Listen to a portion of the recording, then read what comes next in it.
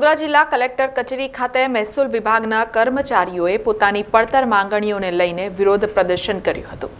વડોદરા શહેરની જિલ્લા કલેક્ટર કચેરી ખાતે આજે મહેસૂલ વિભાગમાં ફરજ બજાવતા કર્મચારીઓએ પોતાની પડતર માંગણીઓને લઈને અનોખું વિરોધ પ્રદર્શન કર્યું હતું, જેમાં કર્મચારીઓએ હાથ પર કાળી પટ્ટી બાંધીને સરકાર સામે પોતાનો અસંતોષ વ્યક્ત કર્યો હતો।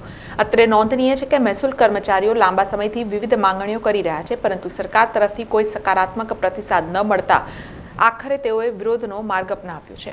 કર્મચારીઓની મુખ્ય માંગણીઓમાં સમયસર પ્રમોશન, ભથ્થામાં વધારો અને કાર્યભારણ ઘટાડવાનો સમાવેશ થાય છે। આ વિરોધ પ્રદર્શનમાં મોટી સંખ્યામાં કર્મચારીઓ જોડાયા હતા અને શાંતિપૂર્ણ રીતે પોતાની માંગણીઓ રજૂ કરી હતી। હાલમાં કલેક્ટર કચેરી ખાતે કર્મચારીઓનું વિરોધ પ્રદર્શન શાંતિપૂર્ણ રીતે ચાલી રહ્યું છે, પરંતુ તેમની નારાજગી સ્પષ્ટપણે જોવા મળી રહી છે। ગત 9 તારીખના રોજ તમામ જિલ્લાઓમાં મહેસૂલી મંડળોએ રાજ્ય સરકારને આવેદનપત્ર પાઠવેલું હતું કે જે અમારા પડતર પ્રશ્નો છે, 4 થી 5 માંગણીઓ છે, જેમાં સિનિયોરિટી યાદી છે અમારી 8 વર્ષથી વધારે સમયથી બની નથી। એવી જ રીતે જિલ્લા ફેરની અરજીઓ વિભાગ કક્ષાએ ઘણી પેન્ડિંગ છે અને ક્લાર્કથી નાયબ મામલતદારના પ્રમોશનની ફાઇલ પેન્ડિંગ છે, તો એનો ઝડપી નિકાલ વિભાગ કક્ષાએ થઈ જાય એવી માંગણીઓ હતી, પરંતુ 10 દિવસ સુધી એમાં નિકાલ ના થઈ શક્યો।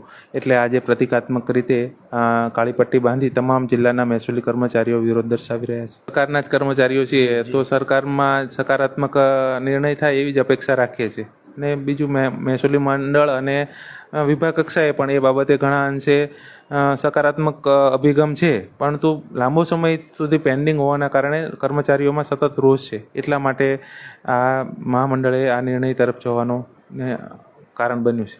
હવે જોવાનું એ રહેશે કે સરકાર આ કર્મચારીઓની માંગણીઓ પર કેટલું ધ્યાન આપે છે અને તેનો શું ઉકેલ લાવે છે। સમાચારોના સતત અપડેટ માટે TNN ન્યૂઝને YouTube પર સબસ્ક્રાઇબ કરી બેલ આઇકોન પ્રેસ કરો અને અમારી સાથે જોડાયેલા રહો Facebook, Instagram અને Twitter ઉપર।